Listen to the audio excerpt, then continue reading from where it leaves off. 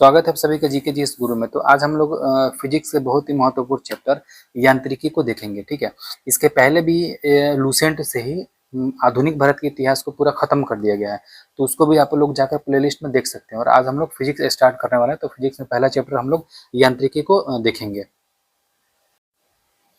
आइए देखते हैं पहला क्वेश्चन क्या बोला। पहला क्वेश्चन है कि समय की मूल इकाई क्या है। तो समय की मूल इकाई क्या है, तो ये है सेकंड। यानी कि अगर सिंपल शब्दों में देखा जाए क्वेश्चन को, तो क्वेश्चन बोला है कि समय का सही मात्रक क्या है। ठीक है, तो समय का सही मात्रक क्या है, तो वो है आपका सेकंड है। तो पहला क्या आंसर हो जाएगा, बी हो जाएगा। नेक्स्ट क्वेश्चन बोला कि प्रकाश वर्ष इकाई है, यानी कि प्रकाश वर्ष का इकाई क्या है, तो ये है आपका दूरी का। किसका है, दूरी का।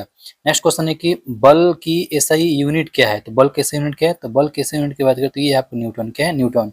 यानी कि सिंपल में देखा जाए तो क्या बोला है कि जो बल है इसके एसआई यूनिट क्या है, तो ये न्यूटन है ना। चलिए नेक्स्ट क्वेश्चन देखते हैं। नेक्स्ट क्वेश्चन बोला कि चाल की एसआई इकाई क्या है। तो चाल की एसआई इकाई क्या है, यानी कि चाल की एसआई मात्रक क्या है। तो चाल की एसआई मात्रक की बात करते हैं, ये आपका मीटर पर सेकंड। क्या है, मीटर पर सेकंड। तो चार का आंसर क्या हो जाएगा, सी हो जाएगा। पार्सेक इकाई है, तो यानी कि पार्सेक ऐसी मात्रा क्या है, तो पार्सेक इकाई है। तो पांच का आंसर क्या हो जाएगा, पांच का हो जाएगा दूरी का। किसका, दूरी का। फाइव क्या होगा आंसर, फाइव का ए हो जाएगा। निम्नलिखित में से वेग का ऐसे ही मात्रक क्या है। तो वेग कैसे मात्रक है, तो वेग कैसे मात्रक है आपका मीटर पर सेकंड। क्या है, मीटर पर सेकंड। तो छह का क्या आंसर हो जाएगा, डी हो जाएगा। ल्यूमेन किसका मात्रक है, तो ल्यूमेन किसका मात्रक है, तो ये है आपका ज्योति फ्लक्स। किसका, ज्योति फ्लक्स का। तो सात का बी हो जाएगा। भौतिक मात्रा ज्योति की इकाई क्या है। तो भौतिक मात्रा जो है ज्योति की इकाई क्या है, तो इसकी इकाई की बात करें तो ये है आपका लक्स। क्या है, लक्स। आठ का क्या आंसर हो जाएगा, सी हो जाएगा। नेक्स्ट क्वेश्चन देखते हैं। पास्कल इकाई है, तो पास्कल इकाई इसका क्या आंसर हो जाएगा, ये दाब की। किसकी इकाई है, तो दाब की। तो नौ का क्या आंसर हो जाएगा, बी हो जाएगा। कैंडला मात्रक है, तो कैंडला मात्रक किसका है भाई, तो कैंडला है आपका, देखिए कैंडला मात्रक है तो किसका, ज्योति तीव्रता का। किसका मात्रक है, ज्योति तीव्रता का। दस का क्या हो जाएगा, डी हो जाएगा।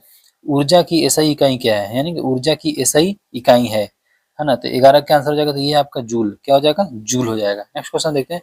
चुंबकीय क्षेत्र की माप की इकाई क्या है। तो चुंबकीय क्षेत्र की माप की इकाई क्या है, इसकी इकाई के बाद ये है टेस्ला। क्या है, टेस्ला। तो 12 का आंसर क्या हो जाएगा, ए हो जाएगा।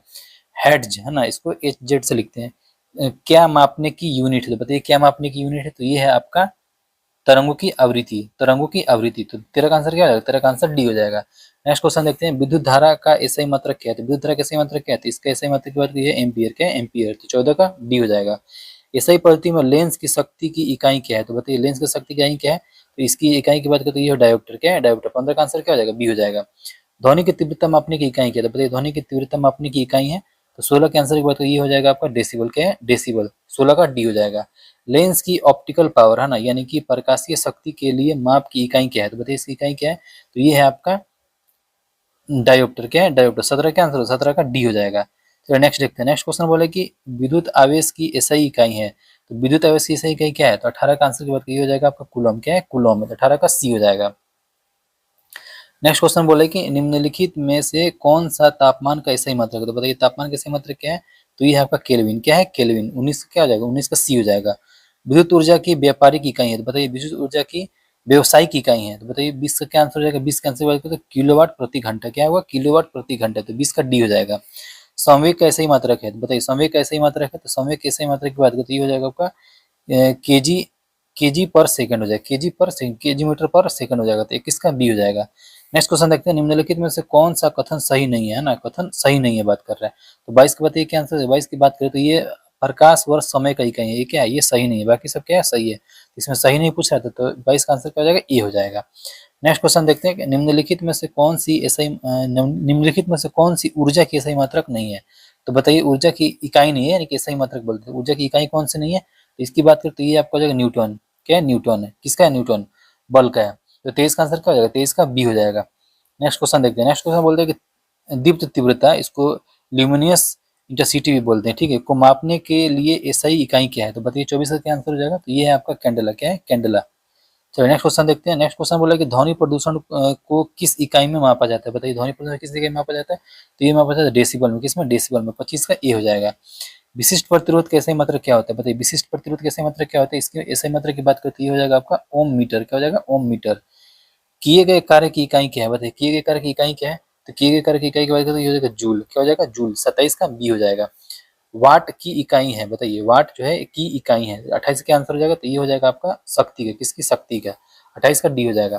त्वरण का एसआई मात्रक है? बताइए त्वरण के सही मात्रक क्या है? तो त्वरण के सही मात्रक की बात करिए हो जाएगा मीटर पर सेकंड स्क्वायर। तो 29 का डी हो जाएगा।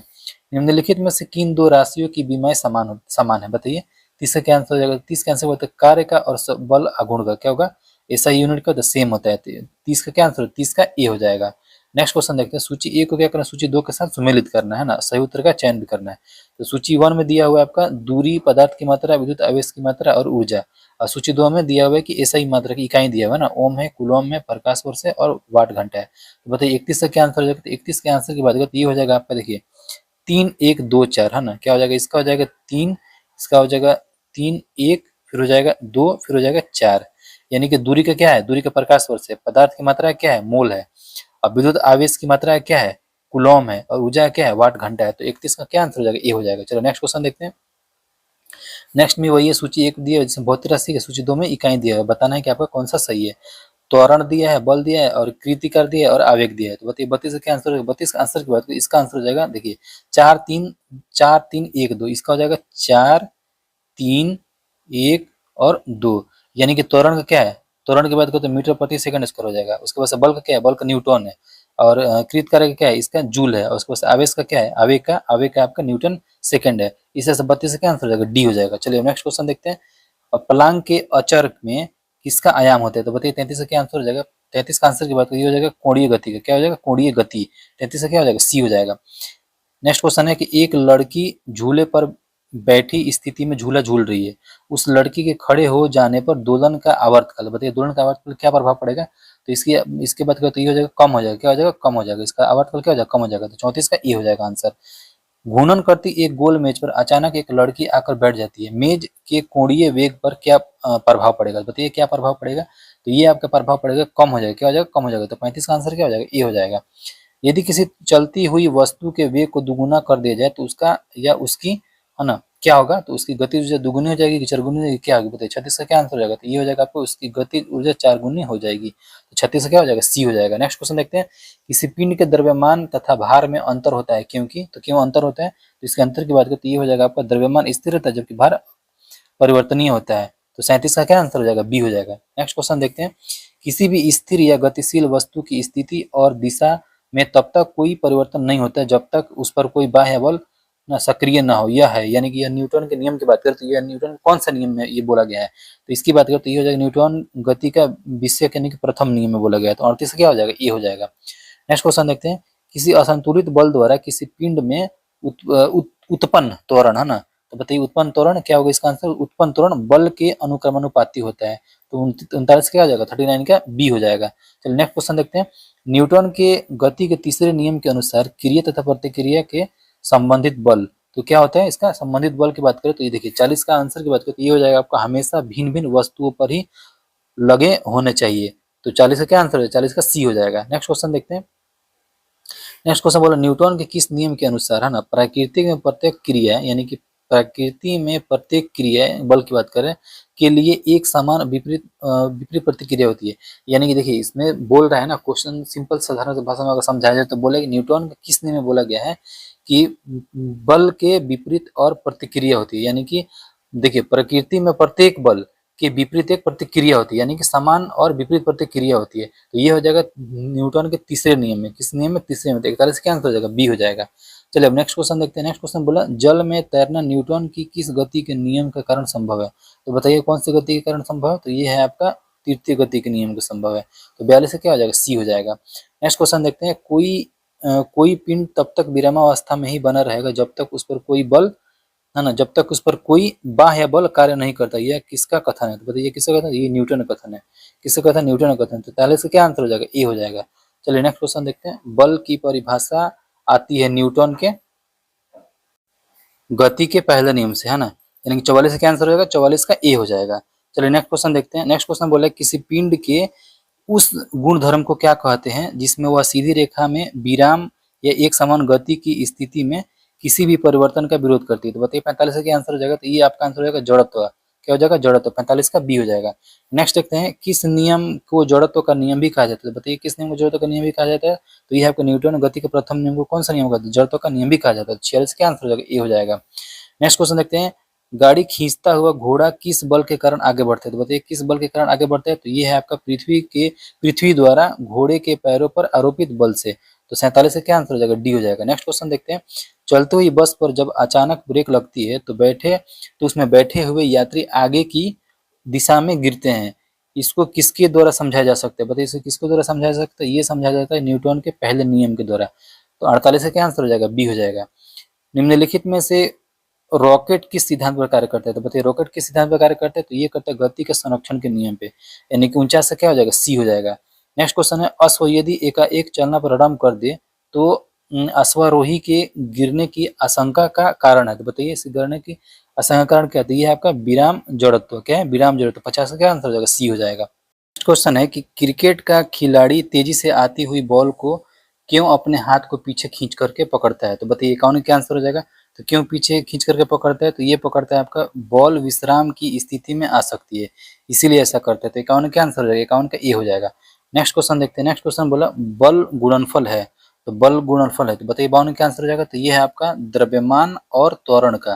किसका है? द्रव्यमान और त्वरण का। तो 52 का आंसर क्या हो जाएगा? बी हो जाएगा। जब कोई व्यक्ति चंद्रमा पर उतरता है तो उसके शरीर में उपस्थिति है ना, शरीर में उपस्थिति क्या होती है उसके शरीर में? तो ये आपकी होती है, देखिए इसमें होता है कि भार घट जाता है तथा मात्रा अपरिवर्तित रहती है। तो 53 क्या आंसर है? 53 का बी हो जाएगा। नेक्स्ट क्वेश्चन देखते हैं। यदि हम भूमध्य रेखा से ध्रुव की ओर जाते हैं तो जी का मान, तो जी का मान क्या होता है? तो जी के मान पे क्या प्रभाव पड़ता है? ये बढ़ता है। क्या होता है? बढ़ता है। तो 54 का क्या आंसर हो जाएगा? ये हो जाएगा। शरीर का वजन है ना, शरीर का वजन, तो शरीर के वजन की बात कर रहा है तो पृथ्वी की सतह पर सभी जगह समान होती है, या ध्रुव पर अधिकतम होती है, या विषुवत रेखा पर अधिकतम होती है, या मैदान की तुलना में पहाड़ियों पर अधिक अधिक होता है? तो बताइए 55 क्या आंसर रहेगा? तो 55 का आंसर बताइए होता है ध्रुव पर अधिकतम होती है। कहाँ पे अधिकतम होती है? ध्रुव पर। तो 55 क्या आंसर हो जाएगा? 55 का बी हो जाएगा। चलो नेक्स्ट क्वेश्चन देखते हैं। व्यक्ति पृथ्वी की सतह की तुलना में चंद्रमा की सतह पर अधिक ऊंचा क्यों उछल सकता है? तो बताइए क्यों उछल सकता है? तो ये उछल सकता है, चंद्रमा में गुरुत्वाकर्षण के कारण त्वरण पृथ्वी की तुलना में कम होता है, इसीलिए क्या होता है? इसीलिए ज्यादा उछल सकता है या ऊंचा उछल सकता है। तो 56 क्या आंसर हो जाएगा? सी हो जाएगा। 20 केजी वजन को जमीन के ऊपर 1 मीटर की ऊंचाई पर पकड़े रखने के लिए किया गया कार्य होगा। बताइए किया गया कार्य क्या होगा? तो ये होगा शून्य होगा। क्या होगा? शून्य होगा। कोई भी, इसका मतलब फिजिक्स में बोला जाए कि कोई भी कार्य नहीं किया गया है। तो 57 क्या आंसर हो जाएगा? डी हो जाएगा। चलिए नेक्स्ट क्वेश्चन देखते हैं। नेक्स्ट क्वेश्चन बोला कि यदि धरती को घूमने की गति यानी कि घूर्णन की बात करें बढ़ा दी जाए तो भूमध्य रेखा पर पिंड का वजन के पर क्या प्रभाव पड़ेगा? तो उसका क्या होगा? 58 का। तो 58 का हो जाएगा आपका घट जाएगा। क्या होगा? घट जाएगा। वजन क्या होगा? घट जाएगा। तो 58 क्या हो जाएगा? बी हो जाएगा। नेक्स्ट देखते हैं। पहाड़ी पर चढ़ता एक व्यक्ति आगे की ओर झुक जाता है क्योंकि, तो क्यों आगे की ओर झुकता है? तो ये झुकता है आपका अस्थायित्व बढ़ाने के लिए। क्या करने के लिए? अस्थायित्व बढ़ाने के लिए। तो 59 क्या आंसर? डी हो जाएगा। पीसा की ऐतिहासिक मीनार तिरछी होते हुए भी गिरती नहीं है ना, नहीं गिरती है क्योंकि, तो क्यों नहीं गिरती है? तो ये नहीं गिरती है आपका इसके गुरुत्व केंद्र से जाने वाली उधर रेखा आधार से होकर जाती है, इसलिए क्या होता है? नहीं गिरती है। तो 60 क्या हो जाएगा आंसर? ये हो जाएगा। नेक्स्ट क्वेश्चन देखते हैं। जाड़ों की रातों में अत्यधिक ठंड पड़ने पर पानी की पाइप फट जाती है क्योंकि, तो क्यों पानी की पाइप फटती है? तो ये फटती है आपका जमने के बाद पानी का आयतन क्या होता है? बढ़ जाता है, इसलिए क्या होता है? फट जाता है। तो 61 का आंसर हो जाएगा? सी हो जाएगा। नेक्स्ट क्वेश्चन देखते हैं। पानी से भरी है ना, पानी से भरी डाट लगी बोतल जमने पर टूट जाती है क्योंकि, तो क्यों टूटती है? तो ये टूटती है आपका जमने पर जल का आयतन क्या होता है? बढ़ जाता है, इसलिए क्या हो जाती है? टूट जाती है। तो 62 का आंसर हो जाएगा? सी हो जाएगा। नेक्स्ट क्वेश्चन देखते हैं। जल के आयतन में क्या परिवर्तन होगा यदि तापमान 9 डिग्री से गिराकर 3 डिग्री कर दिया जाता है? तो बताइए क्या परिवर्तन होगा? तो ये परिवर्तन की बात करते हो जाएगा आयतन पहले घटता है बाद में क्या होता है? बढ़ता है। तो 63 का क्या आंसर हो जाएगा? सी हो जाएगा। नेक्स्ट क्वेश्चन देखते हैं। एक झील में तैरने वाली इस्पात की नींव पर इस्पात की नाव के लिए नाव द्वारा विस्थापित पानी का भार कितना है? बताइए। 64 का आंसर रहेगा। 64 के आंसर की बात करिए, ये है नाव के उस भाग के, है ना, नाव की उस भाग के भार के बराबर जो झील की पानी की सतह के नीचे है। तो 64 क्या आंसर हो जाएगा? 64 का सी हो जाएगा। नेक्स्ट क्वेश्चन देखते हैं। किसी कालीन की सफाई के लिए यदि उसे छड़ी से पीटा जाता है ना, पीटा जाए तो उसमें कौन सा नियम लागू होता है? तो बताइए कौन सा नियम लागू होता है? तो ये नियम लागू होता है न्यूटन का पहला नियम। कौन सा नियम? न्यूटन का पहला नियम। 65 क्या आंसर हो जाएगा? ये हो जाएगा। नेक्स्ट क्वेश्चन देखते हैं। नेक्स्ट क्वेश्चन बोला है कि सड़क पर चलने की अपेक्षा बर्फ पर चलना कठिन है क्योंकि, तो क्योंकि बताइए 66 से क्या आंसर हो जाएगा? क्योंकि बर्फ में सड़क की अपेक्षा घर्षण कम होता है। 66 से क्या आंसर हो जाएगा? डी हो जाएगा। नेक्स्ट क्वेश्चन देखते हैं। रोड़ी युक्त सड़क की तुलना में बर्फ पर चलना कठिन होता है क्योंकि, क्यों चलना कठिन होता है? तो ये चलना कठिन होता है इस वजह से, क्योंकि पैर तथा बर्फ के मध्य घर्षण बल रोड़ी एवं पैर के मध्य घर्षण बल की तुलना में कम होता है। तो 67 में क्या आंसर हो जाएगा, बी हो जाएगा। नेक्स्ट क्वेश्चन देखते हैं। नेक्स्ट क्वेश्चन बोल रहा है कि लकड़ी के बेलनाकार पात्र को खींचने की जगह लुढ़काना आसान होता है क्योंकि, तो क्यों आसान होता है, तो ये इस वजह से आसान होता है क्योंकि लुढ़कन अवस्था का घर्षण बल फिसलन अवस्था के घर्षण बल की तुलना में बहुत कम होता है। 68 क्या आंसर हो जाएगा, बी हो जाएगा। नेक्स्ट देखते हैं। एक नदी में चलता हुआ जहाज समुद्र में आता है तब जहाज का स्तर, तो जहाज का स्तर पर क्या प्रभाव पड़ता है, तो ये थोड़ा सा ऊपर आ जाता है ना, थोड़ा सा ऊपर आएगा। 69 क्या आंसर हो जाएगा, बी हो जाएगा। नेक्स्ट देखते हैं। लोहे की कील पारे में क्यों तैरती है जबकि पानी में डूब जाती है, तो बताइए ऐसा क्यों होता है, तो ऐसा इस वजह से होता है क्योंकि लोहे का घनत्व तो पानी के घनत्व से अधिक है तथा पारे से कम है, इसीलिए 17 का आंसर हो जाएगा, 17 का सी हो जाएगा। अब नेक्स्ट देखते हैं। नेक्स्ट क्वेश्चन क्या बोल रहा है, जब एक ठोस पिंड को पानी में डुबाया जाता है तो उसके भार में ह्रास होता है, ये ह्रास कितना होता है, तो बताइए कितना होता है, तो ये होता है आपका विस्थापित पानी के भार के बराबर होता है। 71 का आंसर हो जाएगा, ए हो जाएगा। नेक्स्ट देखते हैं। बर्फ पानी में तैरती है परंतु एल्कोहल में डूब जाती है क्योंकि, तो ऐसा क्यों होता है, क्योंकि बर्फ पानी से हल्की होती है तथा एल्कोहल से भारी होती है। तो 72 का आंसर हो जाएगा, 72 का डी हो जाएगा। स्टील की गोली पारे में तैरती है क्योंकि, तो बताइए क्यों तैरती है, तो ये इस वजह से तैरती है क्योंकि पारे का घनत्व स्टील की अपेक्षा अधिक होता है। 73 का आंसर हो जाएगा, बी हो जाएगा। नेक्स्ट देखते हैं क्वेश्चन। एक लोहे की गेंद पारद या मरकरी से भारी भरी बाल्टी में गिराया जाता है तो गिरा जाता तो क्या प्रभाव पड़ता है, तो यही बताना है आपको। तो ये हो जाएगा, यह पारे की सतह पर क्या होगी, तैरेगी। तो 74 क्या आंसर हो जाएगा, बी हो जाएगा। किस तापमान पर जल का घनत्व अधिकतम होता है, तो बताइए कौन से तापमान में जल का घनत्व अधिकतम होता है, ये होता है 4 डिग्री सेल्सियस पे। 75 का डी हो जाएगा। वस्तु की मात्रा बदलने पर अपरिवर्तित रहेगा, तो बताइए क्या अपरिवर्तित रहेगा, तो ये रहेगा आपका घनत्व क्या रहेगा, अपरिवर्तित रहेगा। तो 76 का क्या हो जाएगा, डी हो जाएगा। तैराक को नदी के मुकाबले समुद्री पानी में तैरना आसान आसान क्यों लगता है, तो बताइए क्यों आसान लगता है, तो इस वजह से लगता है क्योंकि समुद्री पानी के घनत्व साधारण पानी से ज्यादा होता है। 77 का आंसर हो जाएगा, सी हो जाएगा। नेक्स्ट देखते हैं। बादल किस कारण से वायुमंडल में तैरता है, तो बताइए किस कारण से वायुमंडल में तैरता है, तो ये तैरते हैं निम्न घनत्व के कारण। 78 का आंसर हो जाएगा, बी हो जाएगा। समुद्र में पलवन करते आइस वर्ग का कितना भाग समुद्र की सतह से ऊपर रहता है, तो बताइए 79 का आंसर ये रहता है 1/10 भाग। तो 79 का आंसर हो जाएगा, बी हो जाएगा। नेक्स्ट देखते हैं। नेक्स्ट क्वेश्चन बोल रहा है कि बांध के नीचे की दीवार मोटी बनाई जाती है क्योंकि, तो क्यों दीवार नीचे मोटी बनाई जाती है, ये गहराई बढ़ने के साथ द्रव का दाब क्या होता है, बढ़ता है, इस वजह से। 80 का ए हो जाएगा। नेक्स्ट देखते हैं। बर्फ पर स्केटिंग करना प्रदर्शित करता है कि दाब बढ़ने पर बर्फ का गलनांक, तो बताइए 81 का आंसर हो जाएगा, ये हो जाएगा घट जाता है, क्या होता है, घट जाता है। 81 का बी हो जाएगा। चौहारों पर है ना, चौराहों पर पानी के फुहारे में गेंद नाचती रहती है क्योंकि, तो बताइए क्यों क्यों नाचते रहते हैं, तो ये नाचता है पानी का वेग अधिक होने से दाब क्या होता है, घट जाता है, इसीलिए क्या होता है, जो फुहारे पर ना गेंद नाचती रहती है। तो 82 का आंसर हो जाएगा, ए हो जाएगा। नेक्स्ट देखते हैं। भारी हिमखंड शीर्ष की अपेक्षा निचले तल से पिघलता है क्योंकि, तो क्यों ऐसा होता है, क्योंकि इस वजह से होता है क्योंकि निचले तल का दाब अधिक होने के कारण गलनांक क्या होता है, घट जाता है। 83 का आंसर हो जाएगा, बी हो जाएगा। दलदल में फंसे व्यक्ति को लेट जाने की सलाह दी जाती है क्योंकि, तो क्यों लेट जाने की सलाह दी जाती है, वो इस वजह से दी जाती है क्योंकि क्षेत्रफल अधिक होने से दाब कम हो जाता है। तो 84 का आंसर क्या हो जाएगा, ए हो जाएगा। नेक्स्ट देखते हैं। बर्फ के दो टुकड़ों को आपस में दबाने पर टुकड़े आपस में चिपक जाते हैं क्योंकि, तो क्यों चिपक जाते हैं, तो इस वजह चिपकते हैं क्योंकि दाब अधिक होने से बर्फ का गलनांक क्या होता है, घट जाता है। तो 85 का आंसर क्या हो जाएगा, ए हो जाएगा। प्रायः तेज आंधी आने पर फूस या टीन की हल्की छतें उड़ जाती है क्योंकि, तो क्यों उड़ जाती है, वो इस वजह से उड़ती है क्योंकि क्या होता है, छत के ऊपर बहने वाली उच्च वेग की आयु छत की सतह पर है ना, छत सतह पर दाब उत्पन्न कर देती है तथा छत के नीचे दाब सामान्य रहता है, इस वजह से क्या होती है, उड़ जाती है। तो 86 क्या हो जाएगा, सी हो जाएगा।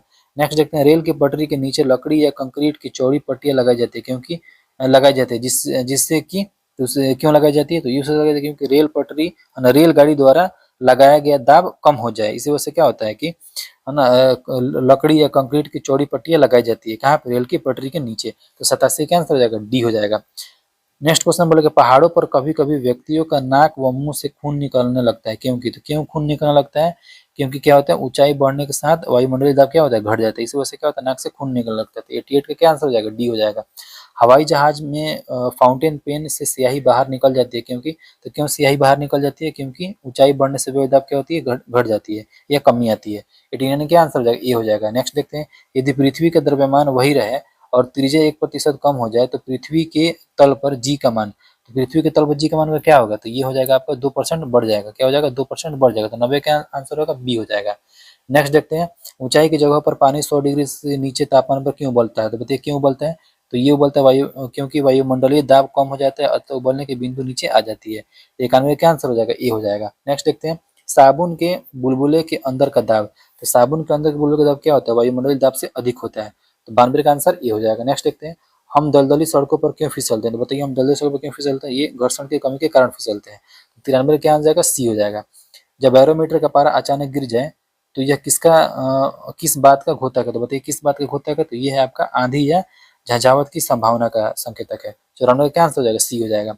हाइड्रोजन से भरा हुआ पॉलिथीन का एक गुब्बारा पृथ्वी के तल से छोड़ा जाता है वायुमंडल की ऊंचाई पर जाने से। तो बताइए 95 क्या आंसर हो जाने से क्या होगा? गुब्बारे में आयाम में वृद्धि होगी। क्या होगी? गुब्बारे के माप में वृद्धि होगी। 95 का सी हो जाएगा। नेक्स्ट देखते हैं क्वेश्चन, समतल की अपेक्षा पर्वतों पर सांस लेना क्यों कठिन होता है? तो बताइए क्यों कठिन होता है? तो वो ऊंचाई बढ़ने के साथ वायुमंडल दबाव क्या होता है? घट जाता है और ऑक्सीजन की आवश्यकता बढ़ जाती है। तो 96 क्या आंसर हो जाएगा? ए हो जाएगा। नेक्स्ट देखते हैं, जब 14 वायु दाब मापी किसी ऊंचे पर्वत पर ले जाया जाता है तो नलिका में पारा गिर जाता है क्योंकि, तो क्यों गिर जाता है? क्योंकि क्या होता है, देखिए वहां पर वायुमंडलीय दाब निम्न हो जाता है। तो 97 का आंसर हो जाएगा? सी हो जाएगा। नेक्स्ट देखते हैं, उड़ान से पहले हवाई जहाज दौड़ मार्ग पर दौड़ाया जाता है। तो 98 का बताइए क्या आंसर हो जाएगा? तो कार्यकारी वायुदाब बढ़ाने के लिए क्या किया जाता है? हवाई जहाज को मार्ग पे दौड़ाया जाता है। तो 98 क्या आंसर हो जाएगा? बी हो जाएगा। हाइड्रोजन से भरा रबड़ का गुब्बारा वायु में ऊपर जाकर फट जाता है क्योंकि, तो क्यों फट जाता है? तो ये फट जाता है हाइड्रोजन, ये देखिए वायु दाब क्या होता है? घट जाता है, वायु दाब घट जाता है। तो 99 का आंसर हो जाएगा? डी हो जाएगा। प्रेशर कुकर में खाना कम समय में पकता है क्योंकि, तो क्यों कम समय में खाना पकता है? तो इस वजह से पकता है कि दाब है ना अधिक होता है, अधिक दाब के कारण उबलते पानी का ताप बढ़ जाता है। तो 100 का क्या आंसर हो जाएगा? 100 का सी हो जाएगा। सूर्य पर ऊर्जा का निर्माण होता है ना, सूर्य पर ऊर्जा का निर्माण होता है। तो बताइए 101 का क्या आंसर हो जाएगा? तो ये होता है नाभिकीय संलयन द्वारा। किस द्वारा? नाभिकीय संलयन द्वारा। 101 का बी हो जाएगा। नेक्स्ट देखते हैं, सूर्य की ऊर्जा उत्पन्न होती है। तो बताइए 102 का क्या आंसर होगा? ये सूर्य को नाभिकीय संलयन द्वारा उत्पन्न होती है। तो 102 का क्या हो जाएगा? बी हो जाएगा। डायनेमो परिवर्तन करता है। तो बताइए डायनेमो क्या परिवर्तन करता है? तो ये परिवर्तन करता है यांत्रिक ऊर्जा को विद्युत ऊर्जा में। कौन सी ऊर्जा को? यांत्रिक ऊर्जा को विद्युत ऊर्जा में। तो 103 का क्या आंसर हो जाएगा? 103 का सी हो जाएगा। नेक्स्ट देखते हैं, प्रकाश वोल्टेज सेल के प्रयोग से सौर ऊर्जा का रूपांतरण करने के लिए निम्न में से किसका उत्पादन होता है? तो बताइए कि विद्युत ऊर्जा किसका उत्पादन होता है? विद्युत ऊर्जा का उत्पादन होता है। 104 का क्या हो जाएगा? बी हो जाएगा। जब हम रबड़ के गद्दे वाले सीट पर बैठते हैं या गद्दे पर लेटते हैं तो उसका आकार परिवर्तन हो जाता है ना, ऐसे पदार्थ में पाया जाता है। तो बताइए ऐसे पदार्थ में क्या पाया जाता है? तो ये पाया जाता है आपका स्थितिज ऊर्जा। क्या पाया जाता है? स्थितिज ऊर्जा पाया जाता है। तो 105 का बी हो जाएगा। निम्नलिखित में से किसमें गतिज ऊर्जा नहीं है? तो बताइए किसमें गतिज ऊर्जा नहीं है? तो ये आपका खींचा हुआ धनुष में क्या है? गतिज ऊर्जा नहीं है। तो 106 का क्या हो जाएगा? डी हो जाएगा। जब एक चल वस्तु की गति दुगुनी हो जाती है तो उसकी गतिज ऊर्जा, तो बताइए उसकी गतिज ऊर्जा क्या प्रभाव पड़ता है? क्या होता है? तो दुगुनी है ना चौगुनी हो जाती है। कितनी हो जाती है? चौगुनी हो जाती है। तो 7 का क्या आंसर हो जाएगा? बी हो जाएगा। नेक्स्ट देखते हैं, सीढ़ी पर चढ़ने में अधिक ऊर्जा खर्च होती है क्योंकि, तो अधिक ऊर्जा क्यों होती है खर्च? क्योंकि व्यक्ति गुरुत्व के विरुद्ध कार्य करता है। 108 का क्या हो जाएगा? बी हो जाएगा। नेक्स्ट देखते हैं, निम्नलिखित में से कौन सा नियम इस कथन को वैध ठहराता है कि द्रव्य का न तो सृजन किया जाता है न ही इसका विकास, यही न ही इनका विनाश किया जाता है। तो बताइए 109 क्या हो जाएगा? तो ये ऊर्जा संरक्षण का नियम है। कौन सा नियम है? ऊर्जा संरक्षण का नियम। 109 का क्या हो जाएगा? ये हो जाएगा। स्वचालित वाहनों में द्रव चालित ब्रेकों का इस्तेमाल वस्तुतः किस नियम का सीधा अनुप्रयोग है? तो बताइए किस नियम का है? तो ये है पास्कल का नियम। किसका? पास्कल का नियम। 110 का ए हो जाएगा।